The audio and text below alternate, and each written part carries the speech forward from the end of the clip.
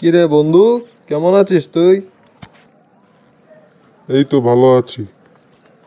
দোস্ত, স্কুলে যাওয়া বন্ধ করে দিলি, পড়ালেখাটা করতে হবে না? মুরব্বীরা বলেন শিক্ষাই সবার সমান অধিকার, শিক্ষা নিয়ে বৈষম্য করতে নেই। তার মানে? বেশি পড়াশোনা করে অন্যের সঙ্গে বৈষম্য তৈরি করতে চাই না।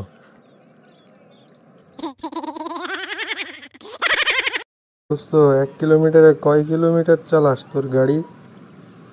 5 কিলোমিটার? মানে তোর গাড়ি কি রাক্ষস নাকি মাত্র 5 কিলোমিটার যেতে 1 লিটার তেল গিলে খায়?